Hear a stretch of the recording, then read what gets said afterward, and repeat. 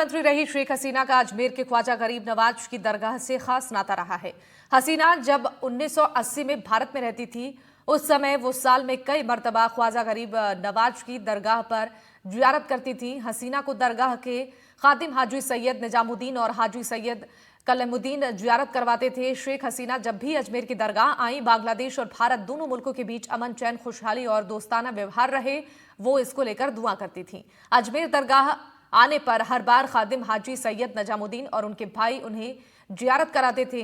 खादिम हाजी सैयद निजामुद्दीन ने बताया कि बांग्लादेश की प्रधानमंत्री रही शेख हसीना ख्वाजा गरीब नवाज की दरगाह के पास बने जन्नती दरवाजे पर कई घंटे तक इत्मीनान से, शांति से बैठकर तस्बीह करती थी और शेख हसीना को दरगाह आने के बाद रूहानी सुकून मिलता था। जब वो 1980 में भारत देश में रहती थी, तब कई बार अजमेर की दरगाह आई। उसके बाद 1996 में पहली बार प्रधानमंत्री बनने से लेकर 2023 तक हसीना 5 बार अजमेर की दरगाह आ चुकी हैं। 5 बार भारत, बांग्लादेश और उनकी आवाम के लिए उन्होंने संदेश लिखा।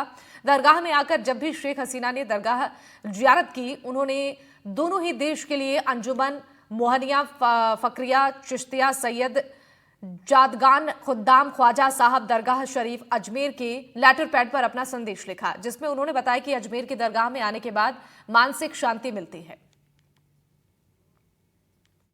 बांग्लादेश में चल रहे सियासी आंदोलन के चलते बांग्लादेश की प्रधानमंत्री शेख हसीना बांग्लादेश छोड़ भारत आ चुकी है। भारत और अजमेर में शेख हसीना का पिछले 28 सालों से खासा नाता है। वह पहली बार प्रधानमंत्री बनने के बाद से लेकर 2023 तक लगातार ख्वाजा गरीब नवाज की दरगाह में आती थी और यहां पर सजदा भी किया और ख्वाजा गरीब नवाज की दरगाह पर अकीदतमंद के फूल और चादर यहां पर पेश की। मेरे साथ हैं हाजी सैयद नाजुमुद्दीन चिश्ती, जो कि शेख हसीना के खादिम हैं। सर, शेख हसीना जी अजमेर आई थी, किस तरीके से पहली मर्तबा आई थी और किस तरीके का उनका व्यवहार यहाँ रहता था? तो इनका सबसे पहला जब आना हुआ सन 1975 के अंदर, जब इनके फादर की हत्या कर दी गई, उसके बाद जो ये भारत में आई। भारत में जो है तकरीबन सन 75 से 80 तक जो है यहाँ पर हिंदुस्तान में ही रही है। और इनका ख्वाजा गरीब नवाज रहमतुल्लाह अलैह से बहुत ही आशिकाना और मोहब्बत थी इनको और इनके परिवार वालों को। जब ये भारत 1975 से 80 तक रही, उस वक्त तक ये मुसलसल यहाँ पर आती रही। कई बार उन्होंने हाजिरी दी दरबार में आके यहाँ पर जी। और इसके बाद जब ये बांग्लादेश चली गई, तो प्रथम बार जो ये 1996 में गई वहाँ पर, और इनको अवामी लीग की पार्टी का अध्यक्ष बनाया गया। अध्यक्ष बनाने के बाद वहाँ पर चुनाव हुए, चुनाव में ये इलेक्शन जीती। इलेक्शन जीतने के बाद जो है वहाँ पर जो ये बांग्लादेश की प्रधानमंत्री बनी है प्रथम बार। साहब, ये बताएं, जब वो अजमेर की दरगाह आती थी तो किस तरीके का व्यवहार रहता था? क्या सुकून मिलता था उनको, या कभी वह ऐसा सुनने में आया कभी तकलीफ में हुआ करती थी तब जियारत करती थी, फिर आने के बाद किस तरीके की बातचीत और क्या उनका मूवमेंट रहता था? नहीं, इनका हमेशा से गरीब नवाज से बहुत ही अकीदतमंदाना जो है ताल्लुक रहा है। इनका नहीं, इनके परिवार वालों का। इनकी बहन भी आती थी, इनके फादर भी आते थे, इनके बच्चे भी आए हैं, जो है भाई जो था वो भी आए हैं यहाँ पर। तो इंशाल्लाह उनका हमेशा यहाँ पर आके उनको जहनी और रूहानी सुकून मिलता था।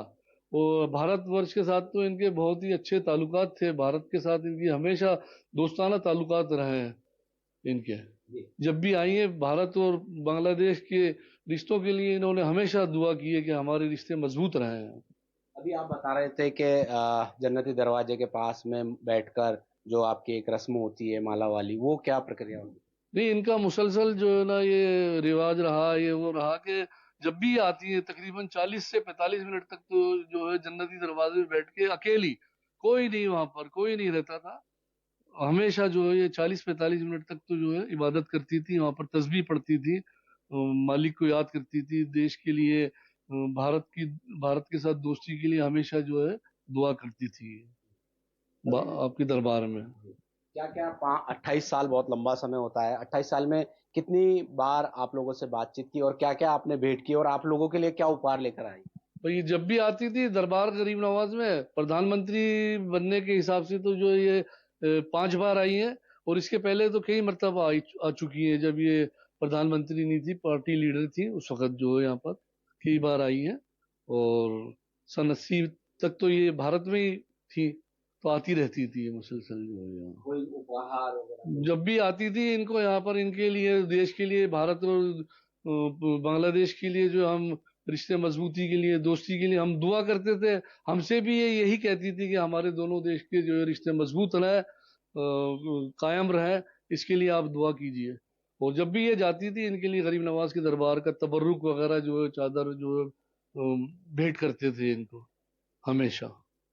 स्वभाव कैसा था आपकी बात? बहुत नरम स्वभाव था, बहुत अच्छी तरह से बातचीत करती थी, सबसे मिलनसार का व्यवहार था इनका, अच्छी तरह से व्यवहार रखती थी सबसे, मोहब्बत से बोलना सबसे। हम लोगों से भी यही रिवाज था, यहाँ पर आती थी, नजराना देती थी हम लोगों को गरीब नवाज के नाम का, हम उसको कबूल करते थे जो भी देती थी जी। और कोई विशेष बात जो आप लोगों से की हो कभी? बस यही कहती थी, देश के लिए दुआ करो, हमारा देश तरक्की करे। और जब तक ये रही है, देश ने तरक्की भी की है, ऐसी बात नहीं है, बहुत ऊंचाई तक ले गई है देश को अपनी, ये दुनिया को मालूम है, जग जाहिर है ये। चिश्ती जी, अब बांग्लादेश में सत्ता का एक माहौल वहाँ चल रहा है, सियासी बगावत ऐसी कुछ चल रही है, तो ऐसे में आप क्या दुआ करोगे आप उनके लिए? बांग्लादेश के लिए दुआ करेंगे, अल्लाह बांग्लादेश की और भारत के रिश्तों को मजबूत बनाए, और ये रिश्ते जो है इनके कायम रहे, तरक्की करें दोनों देश, यही हमारी इस दरबार से दुआ है।